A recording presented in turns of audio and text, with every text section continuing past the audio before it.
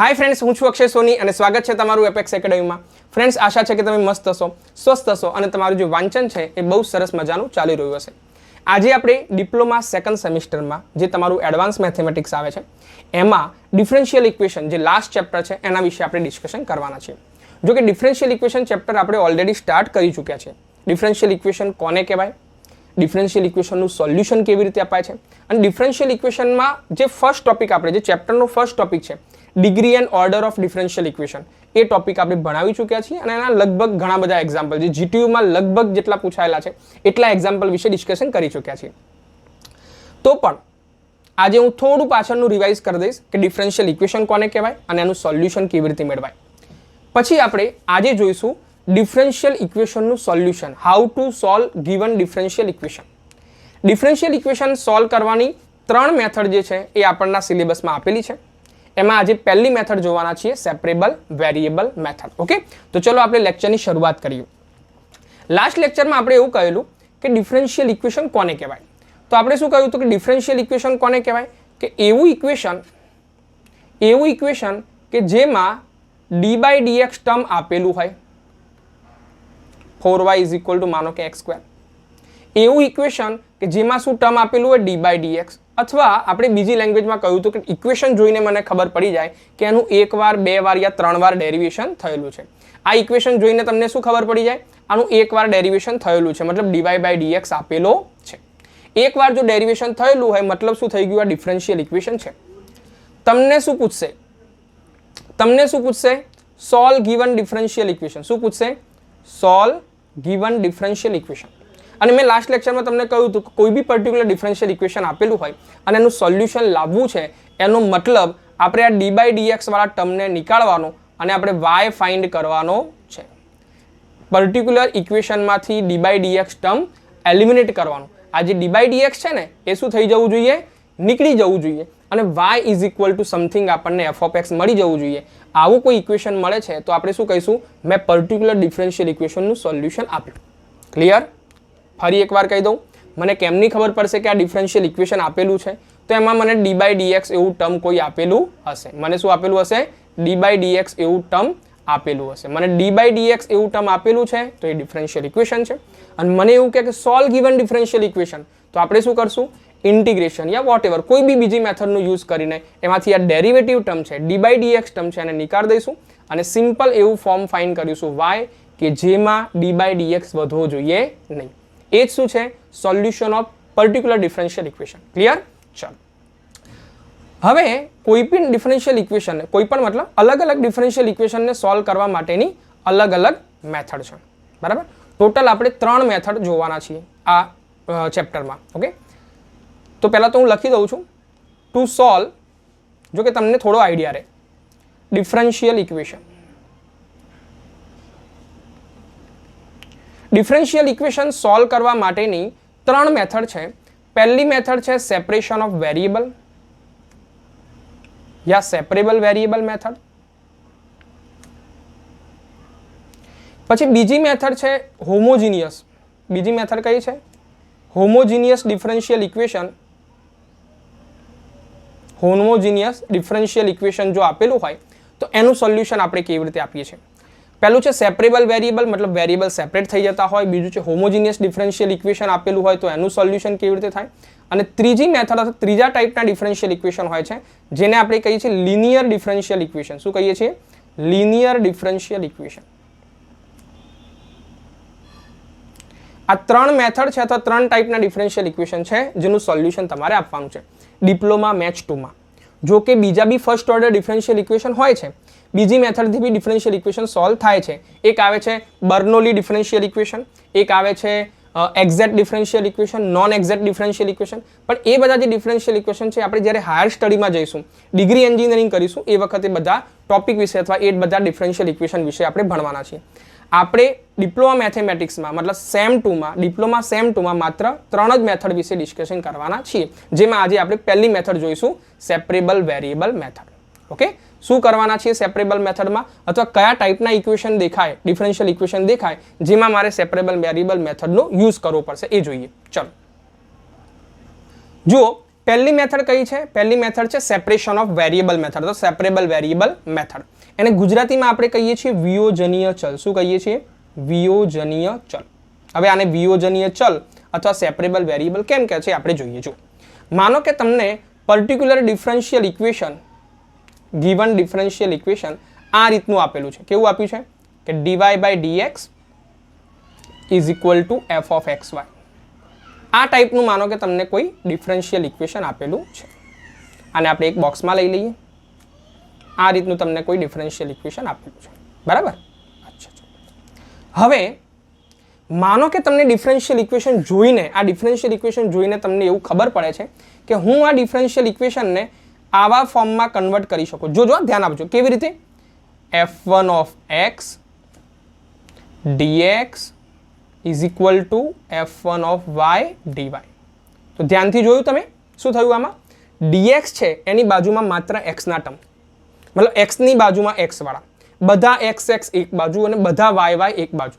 જો particular differential equation છે, આ ડિફરન્શિયલ ઇક્વેશન છે, એને જોઈને મને એવું ખબર પડી જાય કે હું આ ડિફરન્શિયલ ઇક્વેશનમાં x ના ટર્મ અલગથી નીકાળી શકું છું, y ના ટર્મ સેપરેટ કરી શકું છું, તો આ ડિફરન્શિયલ ઇક્વેશન કયા ટાઈપનું થઈ જશે? સેપરેબલ વેરિયેબલ થઈ જશે. એટલે જ આનું નામ શું થઈ ગયું પડ્યું છે? Separable variable method. જો ડિફરન્શિયલ ઇક્વેશનને જોઈને તમને ખબર પડી જાય કે આ ડિફરન્શિયલ ઇક્વેશનમાં વેરિયેબલ સેપરેટ થઈ શકે છે. વેરિયેબલ સેપરેટનો મતલબ શું થાય? dx ની બાજુમાં, મતલબ dx બાજુમાં બધા x વાળા, dy ની બાજુમાં બધા y વાળા. જો x બાજુ અને y વાળા જો સેપરેટ થઈ જતા હોય તો આપણે શું કહીશું કે આપણને જે ડિફરન્શિયલ ઇક્વેશન આપ્યું છે એ સેપરેબલ વેરિયેબલ મેથડ વાળું આપ્યું છે. ક્લિયર છે? તો કરીશું શું? જો મને ખબર પડી ગઈ કે આ જે ડિફરન્શિયલ ઇક્વેશન છે સેપરેબલ વેરિયેબલ છે, તો જો તમે પર્ટિક્યુલર ડિફરન્શિયલ ઇક્વેશનમાં dx ની બાજુમાં x વાળા ટર્મ, dy ની બાજુમાં y વાળા ટર્મ જો સેપરેટ કરી શકતા હોય તો તમે આનું સોલ્યુશન કેવી રીતે મેળવી શકશો? સિમ્પલી તમારે શું કરવાનું છે? થર્ડ સ્ટેપમાં ટેકિંગ બોથ સાઇડ ઇન્ટિગ્રેશન. શું કરશું?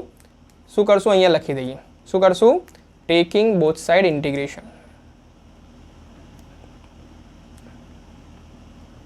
Both side integration. બંને બાજુ આપણે શું લઈ લઈશું? ઇન્ટિગ્રેશન. તો integration of f1 of x dx is equal to integration of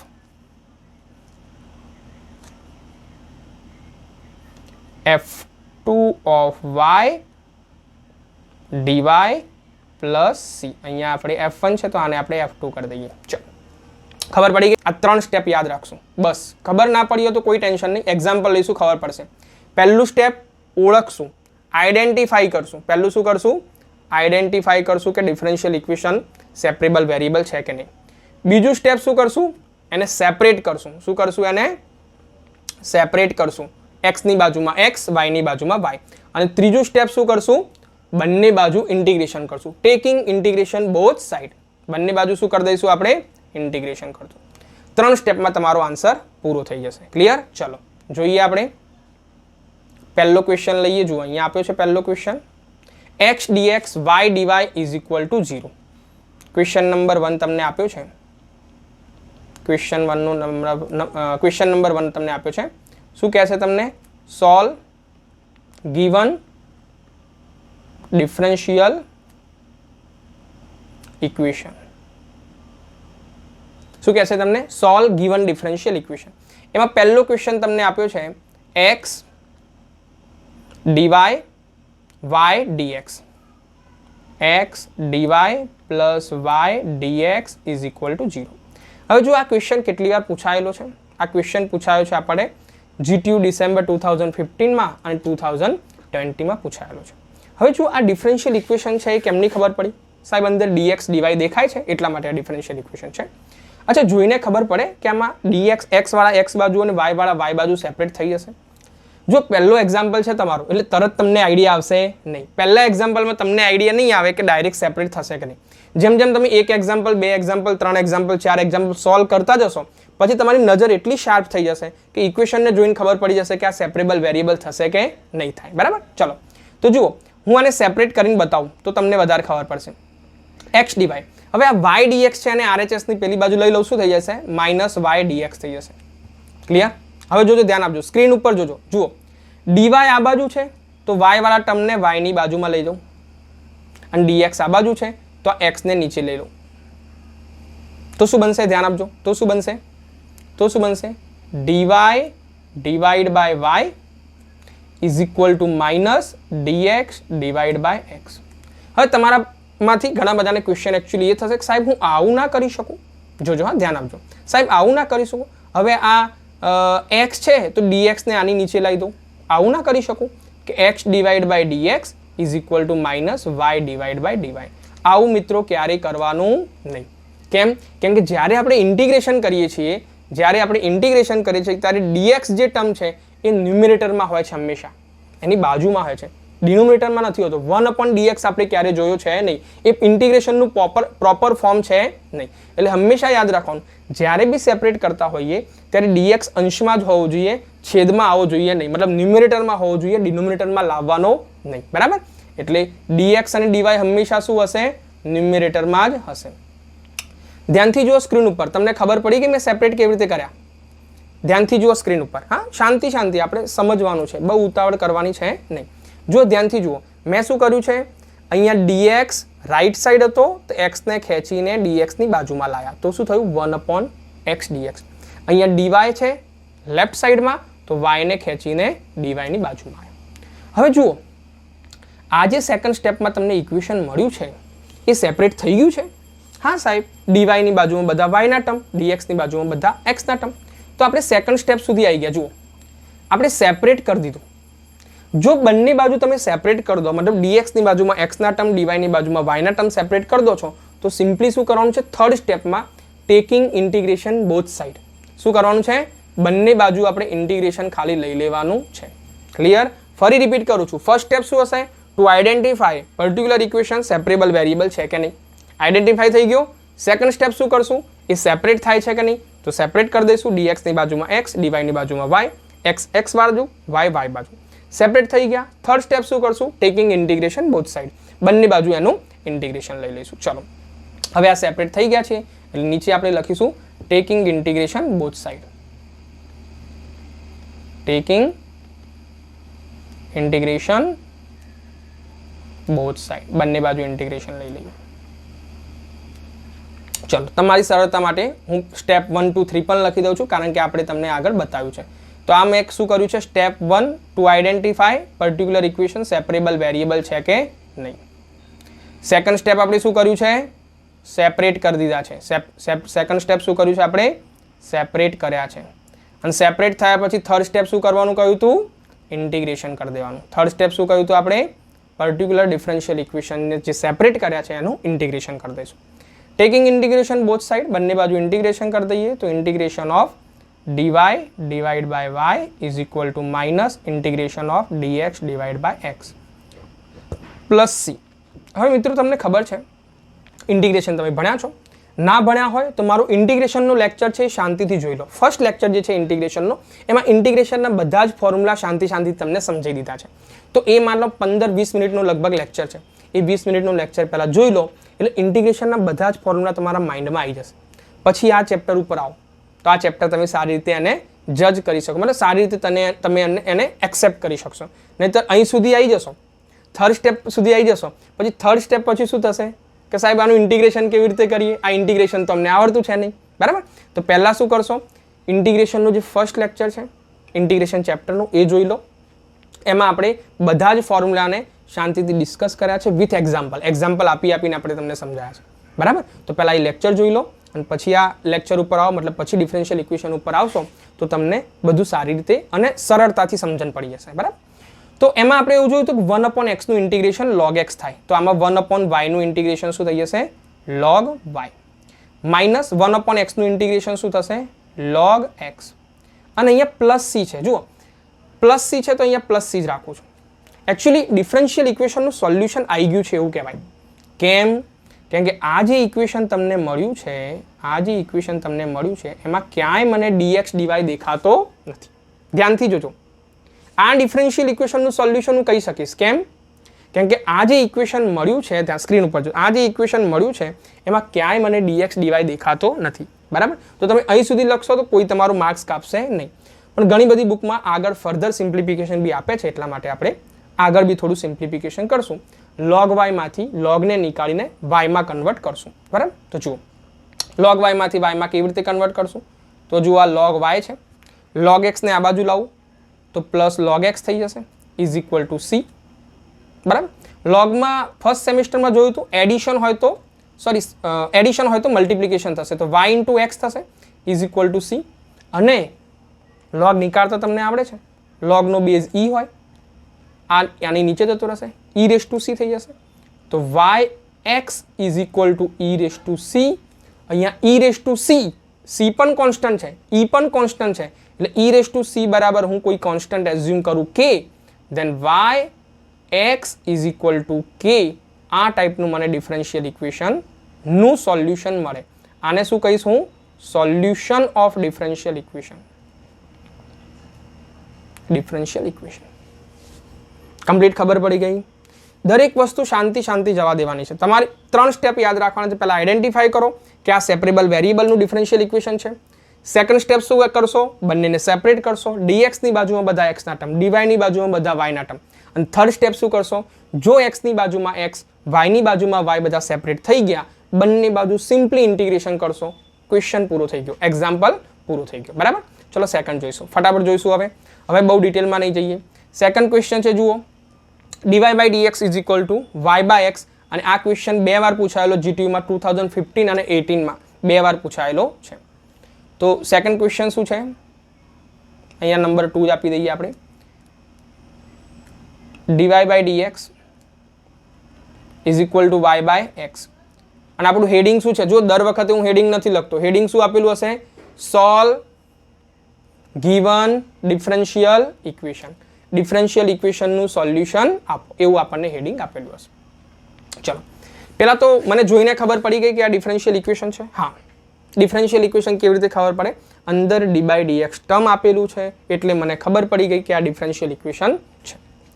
અચ્છા, હવે મિત્રો તમને ખબર પડે છે કે આ સેપરેબલ વેરિયેબલ છે. તમે શું જોઈને ખબર પાડી શકો કે x ની બાજુમાં x સેપરેટ થઈ શકશે, y ની બાજુમાં y સેપરેટ થઈ શકશે? તો જુઓ, ટ્રાય કરીએ. તમારો સેકન્ડ એક્ઝામ્પલ છે, થોડી તમને તકલીફ પડશે. જુઓ આ dy ઉપર છે ને, તો y ને હું dy ની બાજુમાં લઈ દઉં, અને dx ક્યારે નીચે ના હોવું જોઈએ. પહેલા જ મેં કહ્યું ક્યારે 1/dx ના હોવું જોઈએ, ક્યારે 1/dy હોવું જોઈએ નહીં. એટલે dx જો નીચે છે તો નીચે રાખવાનું નહીં, મતલબ ડિનોમિનેટરમાં ક્યારે રાખવાનું નહીં. તો આ dx ને આપણે શું કરશું? ઉપર લઈ દઈશું. ક્લિયર? તો જુઓ dy divide by y is equal to dx ઉપર આવી ગયો, x તો આ સાઈડ જ છે. dy જો ધ્યાન આપજો, સ્ક્રીન ઉપર જોજો, dy આ બાજુ હતો, એ તો ન્યુમેરેટરમાં છે એટલે એને ચેન્જ કરવાનો નહીં. y આ બાજુ આવશે, y ક્યાં આવશે? રાઈટ સાઈડથી લેફ્ટ સાઈડમાં આવશે. dx નીચે હતો, dx જે છે ડિનોમિનેટરમાંથી ન્યુમેરેટરમાં જશે. ધ્યાનથી જો, સેપરેટ થઈ ગયા. ફર્સ્ટ સ્ટેપ હતું શું હતું? આઈડેન્ટિફાઈ. મેં આઈડેન્ટિફાઈ કર્યો કે આ સેપરેબલ વેરિયેબલનું એક્ઝામ્પલ છે. સેકન્ડ સ્ટેપ શું છે? મેં આને સેપરેટ કર્યા. દરેક વસ્તુ ધ્યાન આપવાનું. અને જો સેપરેટ થઈ જાય તો થર્ડ સ્ટેપ શું હશે? Taking integration both side. બંને બાજુ શું કરવાનું છે? ઇન્ટિગ્રેશન. Taking integration. આગળવાળા જેવું જ એક્ઝામ્પલ છે, integration both side. Same question છે. પેલામાં ખાલી માઇનસ હતું, આમાં શું છે? Plus. dy by y is equal to integration of dx by x plus c. ફટાફટ ગણી લઈશું. 1/y નું ઇન્ટિગ્રેશન થશે log y is equal two 1/x નું થશે log x plus c. log નીકાળવો છે મારે, માઇનસ log x. જો ફરી મિત્રો તમને કહી દઉં, ઇઝ ઇક્વલ ટુ c. તમે જો ડિફરન્શિયલ ઇક્વેશનમાં ઇન્ટિગ્રેશન એકવાર કરી દીધું અને અહીં સુધી આવી ગયા, ક્યાં સુધી આવી ગયા? અહીં સુધી આવી ગયા, તો તમારો કોઈ માર્ક્સ કાપશે નહીં. આ જ તમારો આન્સર છે. અહીંથી મૂકી દેશો તો કોઈ માર્ક્સ કાપશે નહીં, ટેન્શન લેવાની જરૂર નથી. કેમ? કેમ કે આપણને શું કહ્યું હતું? Solve given differential equation. Differential ઇક્વેશનનું સોલ્યુશન આપો, એમાંથી dy by dx ને નીકાળ દો.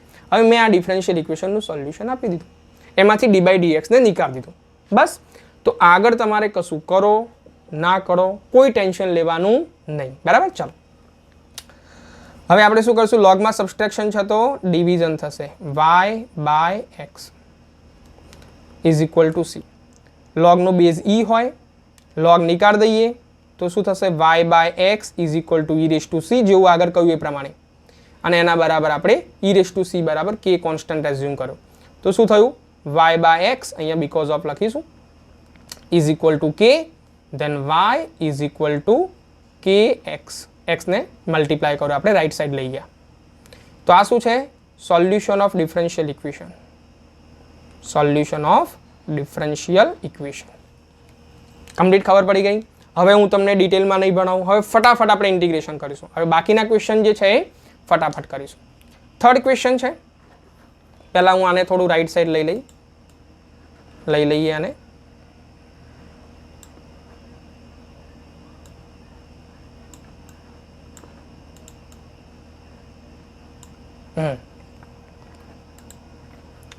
થર્ડ ક્વેશ્ચન છે થર્ડ ક્વેશ્ચન કયો છે જુઓ જે જીટીયુ ડિસેમ્બર જીટીયુ 2014માં પૂછાયેલો છે 1 + x² dx is equal two 1 + y² dy બરાબર તો ચલો એ ક્વેશ્ચન ગણીશું થર્ડ ક્વેશ્ચન કરીશું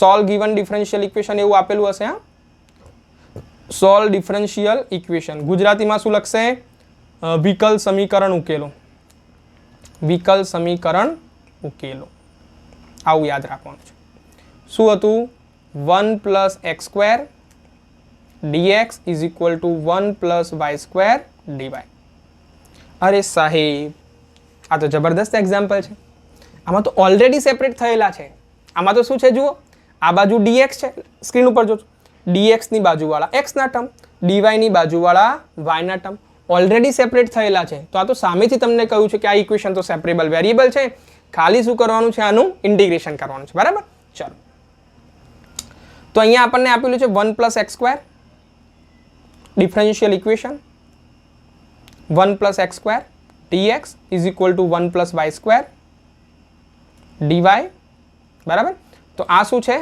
સેપરેબલ વેરિયેબલ મતલબ મેં એને સેપરેટ કરી દીધા છે જો ડિફરન્શિયલ ઇક્વેશન સેપરેટ થઈ જાય તો આપણે થર્ડ સ્ટેપ શું લખીએ છીએ ટેક ઇન્ટિગ્રેશન અથવા taking integration both side taking integration both side બંને બાજુ આપણે ઇન્ટિગ્રેશન લઈશું ઇન્ટિગ્રેશન લઈએ તો શું થશે જુઓ 1 + x² dx is equal to integration of 1 + y² dy plus c મેં તમને હજુ કહું છું જો તમે ઇન્ટિગ્રેશન નથી ફાવતું તો આ બધા ક્વેશ્ચન તમને નહીં આવડે તો પહેલું કામ શું કરશું આપણે ઇન્ટિગ્રેશન વાળો ફર્સ્ટ લેક્ચર જોઈશું એના બધા ફોર્મ્યુલા કરશું તો આપણને આ આવડશે તમે પહેલા બીજા સ્ટેપ સુધી કરી શકશો ત્રીજા સ્ટેપ સુધી નહીં જ કરી શકો કારણ કે આનો બેઝ જ ઇન્ટિગ્રેશન છે બરાબર ચલો હવે કહો તો મને 1 નું ઇન્ટિગ્રેશન શું થાય તો હું બાજુમાં જો કે લખું છું જો તમને ખબર નહીં હોય તો બાજુમાં લખું છું અહીંયા જો ઇન્ટિગ્રેશનમાં આપણે એક ફોર્મ્યુલા લખતા હતા ઇન્ટિગ્રેશન ઓફ કોન્સ્ટન્ટ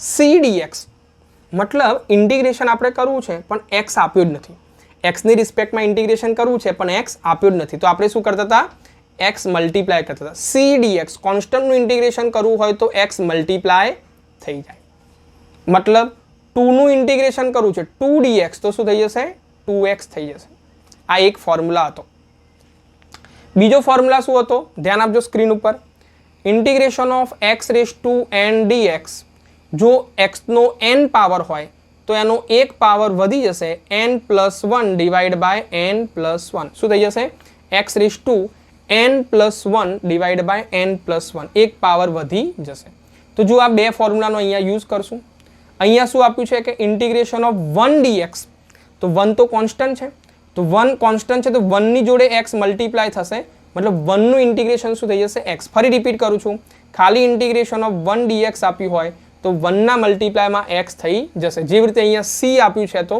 c ના મલ્ટીપ્લાયમાં x થશે 2 આપ્યું છે તો 2x થશે 1 આપ્યું હશે તો 1x થશે ઘણા બધા મિત્રોનો ક્વેશ્ચન એકચ્યુઅલી એવો હોય છે સાહેબ 1x કેમ નહીં લખ્યું તમે તો ખાલી x જ લખ્યો તમારે તો 1 * x લખવું હતું મિત્ર 1 * x x જ થાય એટલા માટે આપણે 1 * x લખતા નથી બરાબર ચલો એ બેઝિક આઈડિયા છે તો આ x પ્લસ હવે આ x² નું સ્ક્રીન ઉપર જોજો તમે આ x² નું ઇન્ટિગ્રેશન કેવી રીતે થાય તો સેકન્ડ ફોર્મ્યુલાનો યુઝ કરીશું x રેઝ ટુ n આપેલો હોય મતલબ x raise to 2 x raise to 3 x raise to 4 તેનો એક પાવર વધશે n + 1 થશે ડિવાઇડ બાય n + 1 થશે મતલબ અહીંયા આપણને આપે છે 2 तो 2 + 1 થશે. 2 + 1 શું થશે? 3 / 3 થશે. ક્લિયર?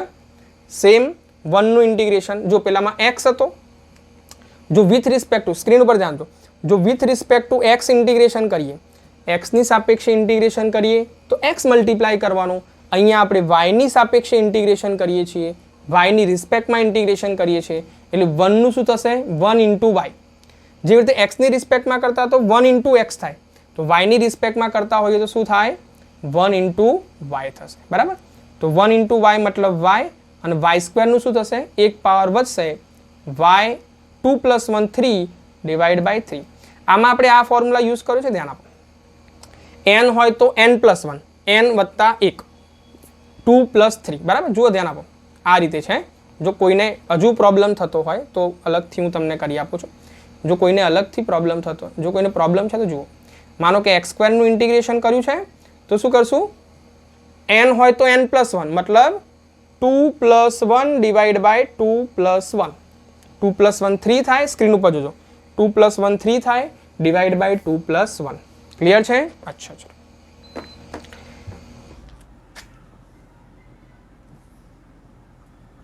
અને પ્લસ શું કરી દઈશું? c કરી દઈશું. પ્લસ શું લખી દઈશું? +c. હવે જો આ જે તમને ઇક્વેશન મળ્યું છે, આ જે તમને ઇક્વેશન મળ્યું છે, એમાં ક્યાંય તમને d/dx દેખાતો નથી. એમાં ક્યાંય તમને d/dx દેખાતો નથી. હવે d/dx ના દેખાય તો આ જ ડિફરન્શિયલ ઇક્વેશનનું સોલ્યુશન છે. આ જ શું છે? Solution of differential equation. Complete ખબર પડી ગઈ? ડાઉટ નહીં? ચલો નેક્સ્ટ જોઈશું ફટાફટ. નેક્સ્ટ ક્વેશ્ચન જોઈશું. નેક્સ્ટ ક્વેશ્ચન સેમ એના જેવો જ છે. 1 + x², ધ્યાન આપજો સ્ક્રીન ઉપર. 1 + x² dy ના, સેમ એના જેવું નથી, થોડો અલગ છે. 1 + y² dx. બરાબર છે? તો આ આપણે ગણવું પડશે. ફોર્થ ક્વેશ્ચન છે એ ડિસેમ્બર 15માં પૂછાયું છે. 1 + x², પહેલામાં શું હતું? ધ્યાન આપો, પહેલામાં શું હતું? 1 + x² dx ઓલરેડી સેપરેટ થયેલા હતા. આમાં શું છે? 1 + x² dy. બરાબર? ચલો, ફોર્થ ક્વેશ્ચન શું છે? 1 + x² dy - 1 + y² dx = 0. આ ટાઈપનું ડિફરન્શિયલ ઇક્વેશન મને આપેલું છે.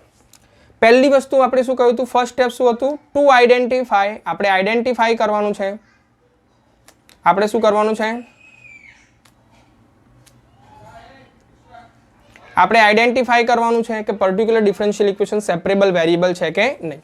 તો જુઓ, સેપરેટ થશે કે નહીં. પહેલાં તો આ માઇનસ વાળું જે ટર્મ છે એને હું રાઈટ સાઈડ લઈ જાઉં. ધ્યાન આપજો. 1 + x² dy = 1 + y² dx. બરાબર? માઇનસ વાળું ટર્મ હતું, RHSમાં લઈ ગયા, પ્લસ થઈ ગયા. હવે જુઓ, ધ્યાનથી જુઓ, આ સેપરેટ થઈ શકશે કે નહીં થાય? તો આ dy વાળું ટર્મ છે, 1 + y² આ સાઈડ આવી શકે છે. dx વાળા ટર્મ સાઈડ x વાળું આવી શકે છે. આવી શકે છે? જુઓ, ધ્યાન આપો, સ્ક્રીન ઉપર જોજો. 1 + y² dy ની બાજુમાં અને 1 + x² dx ની બાજુમાં આવી શકે છે. મતલબ સેપરેબલ વેરિયેબલ છે. તો ફર્સ્ટ આઈડેન્ટિફાઈ કરી દીધું અને પછી આપણે શું કરશું? એને સેપરેટ કરીશું. તો ચલો એને સેપરેટ કરીએ. તો dy ની નીચે શું આવી જશે? ધ્યાન આપજો સ્ક્રીન ઉપર. dy ની નીચે શું આવી જશે? 1 + y². અને dx ની નીચે શું આવી જશે? 1 + x². ક્લિયર છે? સેપરેટ થઈ ગયા. હવે સેપરેટ થયા પછી શું કરવાનું? સેપરેટ થયા પછી શું કરવાનું? સેપરેટ થયા પછી આપણે સિમ્પલી શું કરીએ છીએ? આનું integration. Take integration both side અથવા ટેકિંગ ઇન્ટિગ્રેશન બોથ સાઈડ. બંને બાજુ શું કરશું? આનું ઇન્ટિગ્રેશન કરી દઈશું. તમને ઇન્ટિગ્રેશનનો કોઈ ફોર્મ્યુલા ખબર છે? યા આનું ઇન્ટિગ્રેશન કેવી રીતે કરીએ ખબર છે? કેવી રીતે કરશું આનું ઇન્ટિગ્રેશન? 1/1 + y² dy આ રીતે લખીશું. મતલબ મેં dy ને ખાલી સાઈડમાં લખી દીધું, કોઈ અલગ કામ કર્યું છે નહીં. અને 1/1 + x² dx આ રીતે કરી દીધું. બરાબર? તો મને કહો કયો ફોર્મ્યુલા અહીંયા આપણે યુઝ કરીશું? ઇન્ટિગ્રેશનનો એક ફોર્મ્યુલા મેં તમને લખાયો હતો કે integration of 1/x² + a² dx. જો x ની સ્ક્રીન ઉપર જોજો, જો with respect to x integration કરું 1/x² છે, 1 છે યાદ રાખવાનું, ન્યુમિરેટરમાં કશું છે નહીં, 1/x² પ્લસ a² મતલબ કોન્સ્ટન્ટ. તો આન્સર શું થશે આનો 1/a મતલબ a² નું square root a, tan inverse x/a. Clear? Doubt? તો આના જેવું જ દેખાય જુઓ, 1/x² પ્લસ a² એટલે 1² કહી શકો તમે, 1/x², સ્ક્રીન ઉપર જોજો, 1/s² પ્લસ a² એટલે 1² એવું આપણે કહી શકીએ. જુઓ a ની જગ્યાએ આપણે માનો કે 1 લઈ લઈએ. શું લઈ લઈએ? x² plus 1². તો ઇન્ટિગ્રેશન શું થશે? 1/1 tan ઇનવર્સ x/1, 1/1 1 થાય, tan ઇનવર્સ x/1 x થાય. આન્સર શું આવે? સ્ક્રીન ઉપર જોજો, tan ઇનવર્સ ઓફ x થાય. શું થશે? tan inverse of x. જો a બરાબર, સ્ક્રીન ઉપર જોજો, a બરાબર 1 આવે તો આન્સર શું થઈ જશે? Only tan inverse x. તો હું શું લખું છું ધ્યાન આપજો. જો તમને એવું લાગે કે થોડું બી ફટાફટ છે, યા કારણ કે ફટાફટ જુઓ એ છોકરાઓને લાગશે કે જે છોકરાઓનું બેઝ ક્લિયર નથી, જેમને એકચ્યુઅલી ઇન્ટિગ્રેશનના ફોર્મ્યુલા જ ખબર છે નહીં, એમને પ્રોબ્લેમ લાગશે. જેમને ઇન્ટિગ્રેશનના ફોર્મ્યુલા ખબર છે, એ એક બાય વાર રિવાઇઝ બી કરેલા છે, તો એમને તો બધી વસ્તુ ક્લિયર ખબર પડશે. ઓકે, તો જેમને પ્રોબ્લેમ થાય છે એ લોકો શું કરશે? ધ્યાનથી ધીરે ધીરે જોશે, અને એવું જ હોય તો વિડીયોને પોઝ કરીને રિવાઇન્ડ કરીને ફરી 1-2 વાર જોઈ લેશો એટલે કન્સેપ્ટ ક્લિયર થઈ જશે. બરાબર છે? ચલો, તો ઇન્ટિગ્રેશન શું થશે? 1/1 પ્લસ y² નું શું થશે? tan inverse y. શું થશે? tan inverse y. જેવી રીતે અહીંયા સ્ક્રીન ઉપર જોજો, જેવી રીતે અહીંયા 1/x² પ્લસ 1² નું શું થઈ ગયું? tan inverse x only. શું થઈ ગયું? tan inverse x. એવી રીતે 1/1 પ્લસ y² અથવા y² પ્લસ 1 નું tan ઇનવર્સ y થશે, 1/x² પ્લસ 1 નું tan ઇનવર્સ x થશે, પ્લસ આ ટાઈપનું ઇક્વેશન છે. કમ્પ્લીટ? ડાઉટ નહીં કોઈ? ચાલો, આ શું છે? Solution of particular differential equation. કેમ સોલ્યુશન કહ્યું? કારણ કે આ ડિફરન્શિયલ ઇક્વેશનમાં મને ક્યાંય d/dx ટર્મ દેખાતો નથી. ચલો નેક્સ્ટ જોઈશું. પાંચમો ક્વેશ્ચન જોઈશું. પાંચમો ક્વેશ્ચન શું છે? x1 plus y² dx minus y1 plus x² dy is equal two 0. Most important question છે. જો કેટલી વાર પૂછાયો છે, 2016માં પૂછાયો છે, 2017માં પૂછાયો છે, 19, 19, 20, ખાલી 18માં નહીં પૂછાયો, નહીતર બધા જ વર્ષોમાં પૂછાયો છે. બરાબર છે? ચલો, તો એ જોઈએ. x1 પ્લસ y² છે. શું છે? યાદ રહેશે આપણને. પાંચમો ક્વેશ્ચન છે x1 plus y² minus y1 plus x². Sorry, અહીંયા શું આવે તો dx આવશે.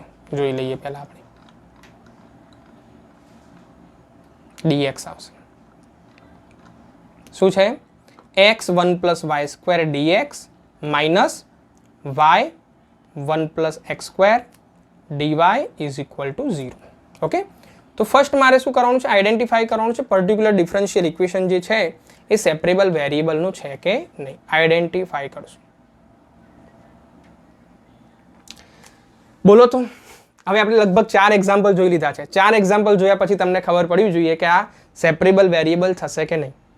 ઘણા બધા છોકરાઓનું દિમાગ ચાલતું બી હશે, ચાલવા બી લાગ્યું હશે કે સર આ માઇનસ છે, RHSમાં લઈ જઈએ, પ્લસ થઈ જશે, પછી આપણે dx વાળા બાજુમાં x વાળા ટર્મ, dy વાળા બાજુમાં y વાળા ટર્મ લઈ દઈશું અને ઇઝીલી આ ઇક્વેશન સેપરેટ થઈ જશે. બરાબર ને? ચલો, તો તમે રાઈટ જ છો. તમે જે દિમાગ લગાવ્યું છે અને જે લોજિક લગાવ્યું છે રાઈટ જ છે. ચલો, શું કરશું આપણે? x1 plus y² dx minus વાળો ટર્મ પેલી બાજુ જશે, શું થઈ જશે? પ્લસ થઈ જશે. y1 plus x² dy. હવે જુઓ, ધ્યાન આપજો, સ્ક્રીન ઉપર જોજો. dx ન્યુમેરેટરમાં છે એટલે એ તો ખસશે નહીં. RHSમાં જે x વાળું ટર્મ છે 1 પ્લસ x² એ LHSમાં આવશે. અહીંયા બી dy ન્યુમેરેટરમાં છે એટલે ખસશે નહીં. LHSમાં જે 1 પ્લસ y² વાળું ટર્મ છે y ની બાજુમાં આવશે. બરાબર? તો ચલો સેપરેટ કરી દઈએ. તો આઈડેન્ટિફાઈ કર્યા પછી આપણે એને સેપરેટ કરી દઈશું. x1 પ્લસ x² ને નીચે લઈ દઈશું, મતલબ 1 પ્લસ x² થઈ ગયો. dx is equal two y, નીચે આવી જશે 1 પ્લસ y² dy. કમ્પ્લીટ. અચ્છા, સેપરેટ થઈ ગયા. શું કર્યું આપણે? એને સેપરેટ કરી દીધા. જો પર્ટિક્યુલર ઇક્વેશન યા ડિફરન્શિયલ ઇક્વેશન સેપરેટ થઈ જાય તો થર્ડ સ્ટેપ આપણે કરીએ છીએ ટેકિંગ ઇન્ટિગ્રેશન બોથ સાઇડ. શું કરીએ છીએ? Taking integration both side. હવે આમાં જ સાહેબ પ્રોબ્લેમ છે. અહીં સુધી તો અમે પહોંચી જઈશું, બધાને એક જ સેમ જ ક્વેશ્ચન હશે સાહેબ. અહીં સુધી તો અમે પહોંચી જઈશું સાહેબ. અહીં સુધી પહોંચીએ તો આ સ્ટેપના માર્ક્સ મળે? ભાઈ સ્ટેપના માર્ક્સ મળે, પણ આપણે શું કામ એવું કરવું છે કે 2 સ્ટેપ સુધી જ ગણવું છે? આપણે મહેનત એટલી કરશું કે આખો ક્વેશ્ચન પૂરો કરી દઈશું. બરાબર ને? આપણે અધૂરી મહેનત નહીં કરીએ. Taking integration both side. આપણે ઇન્ટિગ્રેશન બી સારું એવું કરશું કે આપણને આન્સર આવી જાય. બરાબર? એવું નહીં કરીએ કે 1 સ્ટેપ ગણ્યું, 2 સ્ટેપ ગણ્યા, ચિલ્લરમાં માર્ક્સ નહીં ઉઘરાઈ. આપણે માર્ક્સ એમાં ઉઘરાઈશું? કેશમાં, 2,000ની નોટમાં. બરાબર ને? પૂરેપૂરા માર્ક્સ લઈશું, ચિલ્લરમાં માર્ક્સ નહીં લઈએ. ઓકે, તો ચલો જોઈશું. બરાબર? જો તમને પ્રોબ્લેમ થતો હશે, પણ પ્રોબ્લેમ તો બધાને હોય છે. જેમ જેમ તમે પ્રેક્ટિસ કરશો એમ તમારા બધા પ્રોબ્લેમ સોલ્વ થઈ જશે. પ્રેક્ટિસ કરવાથી મેથ્સ આવડી જશે. કોઈ પણ સરને જન્મતા વેત મેથ્સ આવડતું હોતું નથી. એ સર લોકોએ બહુ વર્ષો સુધી મહેનત કરી હોય છે, પ્રેક્ટિસ કરી હોય છે, પછી એમના બધા ફંડા ક્લિયર થઈ ગયા હોય છે. ચલો ચલો હવે આમાં એકચ્યુઅલી શું છે? હવે તમે આ જોશો ને તો તમને આ ક્વેશ્ચન પેલા જેવું લાગશે સાહેબ. આના સેમ ફોર્મ્યુલા છે. ઘણા બધા સ્ટુડન્ટ કહેશે હવે જો આમાં કયો ફોર્મ્યુલા લગાવીશું ઇન્ટિગ્રેશનમાં? હવે ઘણા બધા છોકરાઓનું દિમાગ લાગશે કે સાહેબ આ તો પહેલા જેવો જ છે, એના અગાઉ જે એક્ઝામ્પલ જોયો એ તો એના જેવો જ છે. આના જેવો જ ફોર્મ્યુલા સાહેબ સેટ થાય છે 1/x² + a² dx 1/a tan inverse x/. પણ શાંતિ રાખો, ધ્યાન આપો. પેલામાં શું છે? 1/x² + a². મતલબ ઉપર 1 હોવો જોઈએ, ઉપર કોઈ x કોઈ વેરિયેબલ મલ્ટીપ્લાયમાં હોવો જોઈએ નહીં. પણ અહીંયા જુઓ, ધ્યાન આપો સ્ક્રીન ઉપર. અહીંયા જુઓ, અહીંયા ઉપર x મલ્ટીપ્લાયમાં છે, મતલબ આપણે આ ફોર્મ્યુલા યુઝ કરી શકીશું નહીં. tan inverse x વાળો ફોર્મ્યુલા નહીં યુઝ થાય. તો સાહેબ કયો ફોર્મ્યુલા યુઝ કરીશું? તો એક ફોર્મ્યુલા છે જે તમારે યાદ રાખવાનું છે. f' divide by f(x) dx. ધ્યાન આપજો, હું તમને સમજાવી દઉં છું. Is equal to log f(x). જો શું થયું?